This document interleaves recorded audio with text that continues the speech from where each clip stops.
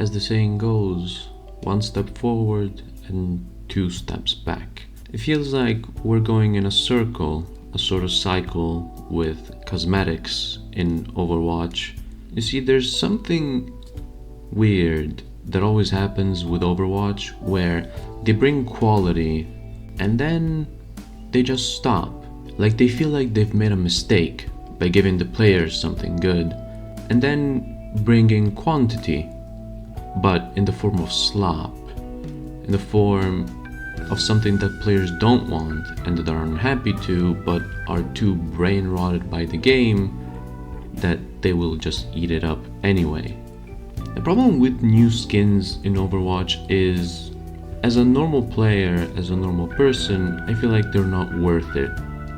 They cost too much, and the addition of new effects and gadgets or audio VFX isn't worth how much money they price for it. Now, the issue with the cosmetics in Overwatch is a complicated one. To better analyze this problem, I feel like we should compare it to its most prominent competitor, Marvel Rivals. Marvel Rivals has a system where it holds three types of coins: a gold one, a blue one, and a purple one. We can disregard the purple one because it's for the battle pass. We focus on the gold coins and the blue coins. The gold coins are the ones that you buy with real money. You cannot buy the other ones. And while you also can get them for free from events and battle pass without even buying the battle pass at times, you do most of everything with these coins. You can only buy the battle pass with those coins. The blue ones don't count. You can buy the skins with that battle pass. You can buy anything.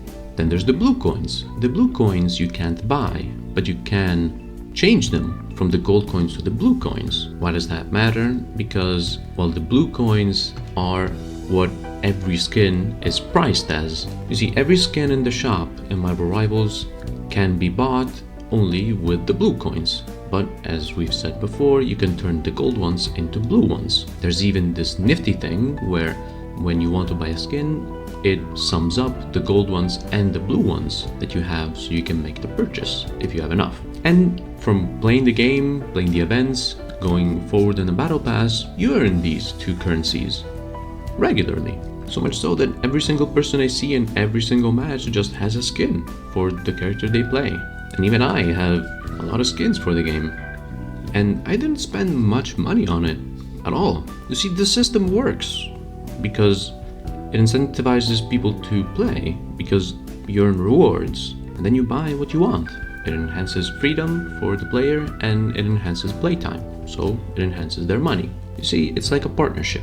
But now let's switch back to Overwatch. What is the system there? You see, in Overwatch there are gold Overwatch credits, silver Overwatch credits, mythic prisms, then there are also the bundles that cost real money that you can't buy with any currency, and yeah, I think that's about it. You see, Overwatch is a lot more technical with how they provide their services, let's call it that. The gold coins are the ones that you buy with real money. Wait, that's also the mythic prisms. Well, the mythic prisms are the currency that you use to buy mythic skins, a certain type of skin that is a higher tier than legendary. You could earn these mythic prisms by completing the battle pass, since you earn enough to get one from the battle pass, or you could just buy them and they cost a lot. Then there's the gold Overwatch coins that you buy for real money also, or you get scraps every battle pass, sometimes even for free. And those are used to basically do everything. You use those to buy the battle pass, you use those to buy skins, except for mythic skins of course, and buy bundles.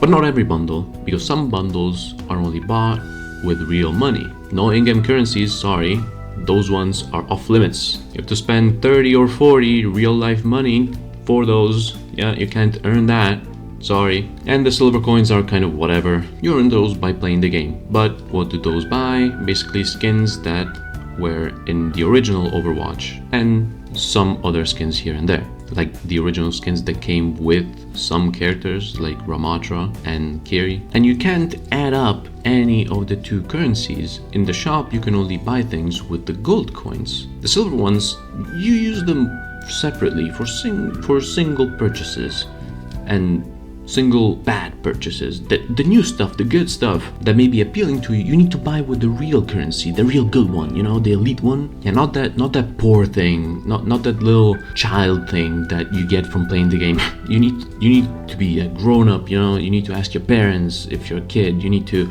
earn that money from working, you know. You need to earn that currency with real money. You need to spend. You know, there's no incentive to play, but actually there is. Because in Overwatch, the game doesn't run on currencies for cosmetics, it runs on loot boxes. Loot boxes are completely random, aside from pity. They're basically a gacha. And Marvel Rivals isn't exempt from this. They have events where they play a gacha event, where you can randomly get rewards for a bundle. And Lord forbid I ever get one of those skins, because Jesus Christ, I always am. Loot boxes are completely random, and most of the time all you're getting is trash that sometimes you need to stifle a laugh because of how strange or bizarre the item that you're getting is. And there are 3 types of loot boxes. The normal ones, once you open 20 loot boxes, you're guaranteed a legendary item. Then there's the epic loot boxes, where you're guaranteed a purple, so an epic item. And then there's the legendary loot boxes, where you're guaranteed, of course, a legendary item. But you see, the loot boxes are kind of deceiving in nature, because when are you sitting down and actually looking at the list of skins and actually watching what is in them? Never, right? Because when you go into the details and open the section where all the items are listed, you just see a wall of text. You're not going to be going through this wall just to see if a skin that you saw in the shop that you wanted is actually in them, because they're not even in alphabetical order. At the end of the list, you might find an item that starts with an A. So what is that about? Why is this so counterintuitive? Well, it's actually, I think, at least, by design. Because you see, Blizzard doesn't want you to know how loot boxes work. They don't want you to know what is actually in them, because then you'd complain. You see, the monetization in Overwatch is way more cryptic and also more scummy in nature, but they don't want you to see it that way, so they hide it. As I think we already knew, a lot of new skins that come in the shop are not in them because they want you to spend real money for them. And you know, some are. Like, there was that one Kiri skin, that one Hashimoto Kiri skin that I wanted like a year ago or something, and I got it from a loot box. Wow, that's crazy. That was in the shop. You know, that's a good find, but that was a long time ago. What about the new ones? Well, actually, I think there's a certain time that needs to pass for the skins to be in them. That's exactly what I'm talking about. A lot of skins that may appeal to you in the shop, you're not gonna ever get them because, well, the prices are, let me just say, freaking disproportionate as hell. I'm not gonna buy $70 worth of skins. I'm not gonna buy a pack of 56 euros. The currencies are parallel to how much the Overwatch coins are. You just need to add a few zeros. You see, 1000 Overwatch coins basically equals to $10, and that's basically it. All they list and those bonuses, they're by design. Also, the sales in the shop are by design also. You know that pack that cost $76? Well, it's actually on discount. Didn't you know? Well, you best buy it now, right? Yeah, I can tell you right now, nobody's ever gonna buy 76 euros worth of skins. But then, the strange thing is, I actually go into just a random match, a random non-ranked match, and I see someone running one of those expensive skins. But the thing is, I don't see many people running these skins, but it's always the same people running these skins. So what this means is that Overwatch is trying to sell the skins to a certain demographic, and everybody else, well, if you want it, you gotta pay, but you're not gonna pay because, face it, you really don't want to spend that money. And you know, people might say, well, Overwatch is a business, they gotta make money. Well, that's why I say we compared the two, Overwatch and Rivals. Both are making money, but one is more scummy than the other. And you know, this might all be me But then again, I am still sitting on those 80 mythic prisms. I haven't had the edge to buy a new mythic skin since I think the Zen skin. And of course that was a Chinese theme one. See a pattern yet? I'm also still sitting on over 1,000 gold Overwatch credits. I could buy the battle pass. Do I want to? With skins like these? Yeah, no.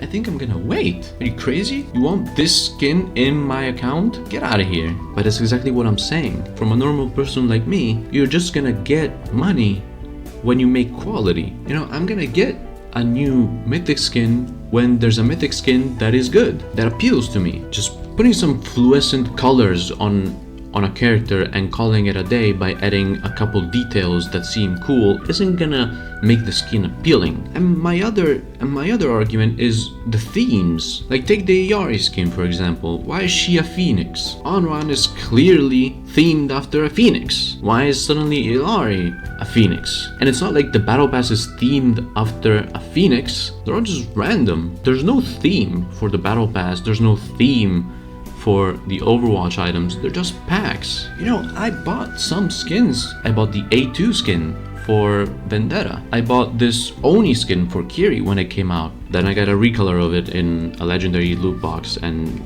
that was a real kick in the nuts, you know. Every single loot box that you open, you're just hoping for a good skin. But then that legendary item comes out. You know, it pops out of the loot box and you're like, and then it comes out that it's just one of those other skins that you could have bought with those 1,000 silver credits instead. You know, the cosmetics problem in Overwatch isn't that they're bad, it's that they're terribly overpriced and they have a horrible system backing them. And let's not talk about the real money bundles. Yeah, I think everybody's staying away from those aside from the real hardcore fans. And you know, sell these things to all the hardcore fans that you want. I assume they're really turning a profit because, I mean, you would have stopped doing it by now. I think you ought to be kinder to your player base, because when you came out with the 5-character update, I completely left Marvel Rivals, but slowly but surely, I'm having the itch to come back. After playing a lot of Overwatch, you just understand that the game really doesn't hold your hand like Marvel Rivals at times does. And you think that one game is just kinder to you than the other. Oh yeah, one last thing. When you make a decent mythic skin, call me, because I still have those 80 mythic credits.